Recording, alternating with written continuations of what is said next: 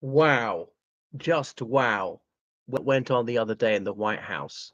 It underscores yet again Trump's total dearth of decorum. These totally undignified scenes during that photo call with President Zelensky. So, very often, world leaders do this. They sit down on the armchairs and they exchange a few courteous remarks. They really weigh their words. I'm told they informally agree what they're going to say beforehand, not every last word, but the general points. This is about being diplomatic, striving for tact, um, and really, they're not going to do any big reveals. The main thing is the avoidance of disaster. Not say anything offensive, anything could be misinterpreted. To speak in generalities, it's all quite anodyne. It's about the general tenor. It's not about specificity that we're going to give you this amount of money, or you're going to change the policy in that exact law. There's going to be this deadline, and so on. So it should have been very easy, and only Trump could screw that up this badly.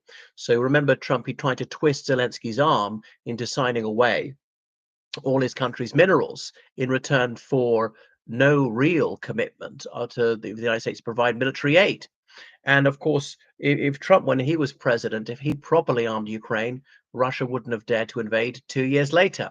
And Trump did provide some military aid to Ukraine. And of course, they have previous, when he tried to pressurize Zelensky into smearing Hunter Biden to try and bring down Joe Biden, didn't quite work. Zelensky really wanted to stay out of domestic politics. He couldn't afford to put Trump's nose out of joint. On the other hand, Biden might win, and as indeed did win in 2020. So he didn't want to alienate the Democrats. So he was in an invidious position. Ukraine is fighting for its life. Well over 100,000 Ukrainians have been killed. They are fighting valiantly against an egregiously vicious foe, which has absolutely no moral bottom line, which is utterly dishonorable and sadistic. And then Trump really has got nothing bad to say about Putin. And as he later revealed, the reason Trump lost it and kicked Zelensky out is because Zelensky didn't say nice things about Putin. I mean, what? What do you expect him to say about his deadly enemy who's willfully murdered thousands of Ukrainian civilians? This is not collateral damage. Knowing exactly what they're doing, the Bucha massacre is just the beginning. And then the Russian government will deny and deny and deny that it's their soldiers who's kidnapped well over 20,000 Ukrainian children. But of course, you've got to be nice about someone who perpetrates these huge scale atrocities. Sickening, but again, unsurprising. And they're almost saying that Trump is unpredictable. Yeah, and I didn't predict this one. It would go quite this badly. And I mean, obviously, Zelensky and the Ukrainians are the real victims because, yeah, Trump can throw his weight around and does. He's always been a bully. He Zelensky was somewhat going there as a supplicant, would like to retain some national and personal dignity, and so Trump and then his sidekick JD Vance start savaging him that he's got to sign this deal, and he's wanting to fight. He should be making peace. But wait a second, you say to the Russians, "We're going to make peace." The Russians say, "Okay, we'll have your whole country then." So you've got to be willing to fight. You've got to be in a fairly strong position to negotiate from, have a realistic deterrent to Russian aggression, which and Trump is not willing to help them out. It obviously is in U.S. interest that Ukraine should survive.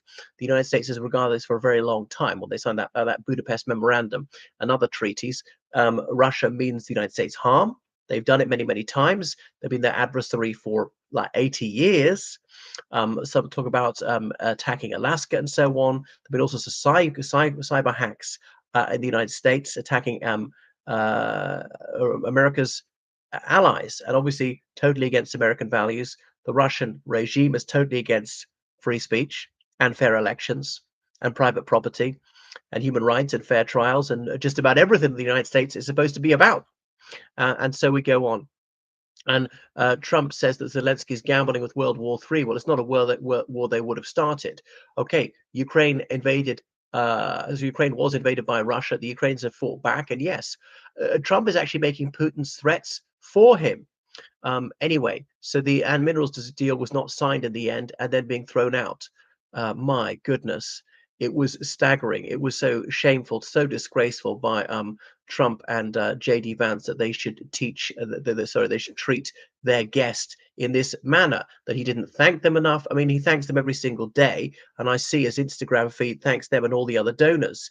But asking him to be completely craven, to be kowtowing, is more about Trump's ego. It's not about 40 million Ukrainians. That's what really matters. Wow, wow. And they said that Zelensky's in not in a strong position, which is true. He's not, which is why he knows that he really needs armaments. He really needs financial aid and so on. Would need diplomatic support, and obviously this will be greeted with elation by Putin. And Trump is no doubt the toast of the Kremlin. Obviously, Putin would like to see the United States and other donors abandon Ukraine, and it looks like it might happen now. So that's really going to embolden Putin to continue this war, which otherwise is going fairly badly. Yeah. So J.D. Vance saying you have to go through the path to peace. Well, Zelensky has tried this, and Ukraine has tried this. I mean, they had the Minsk I agreement, the Minsk II agreement. They've signed other treaties with Russia. Russia's broken them all. In 2003, Putin himself signed an agreement recognizing Ukraine's territory, including Crimea as part of Ukraine, or 1994, Russia again recognized Ukraine, and all that was given the Ukraine's nuclear arsenal for free. Ukraine has tried this again and again, and Zelensky had even met Putin in his presidency. The war began. Ukrainian delegates spoke to the Russians, met them in person, Belarus and Turkey. So they have tried this, but it's the chicanery of Russia, which means that these deals are not worth it. Russia will always renege on these things. The only thing that would make Russia honor its deal is if it believed there was a realistic threat that you're going to have to, because otherwise you'll be defeated. If they think there's just no way to get out of breaking it, wow, it's horrific. So Vance saying that Zelensky was being disrespectful, he wasn't. It was J.D. Vance and Trump who were ganging up on Zelensky, being grossly disrespectful to him and to his country. So it just shows how egomaniacal they are, how hubristic, how conceited Trump and J.D. Vance are. Okay.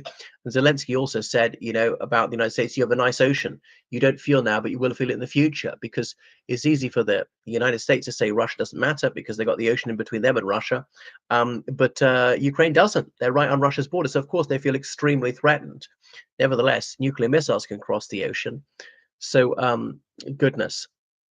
Yeah, Zelensky was always interrupted. Don't tell us what we're going to feel. You're not in a position to dictate that. I mean, okay, Zelensky's not dictating anything. He's making this neutral observation that Russia will become a growing threat if Ukraine falls, which is unarguable.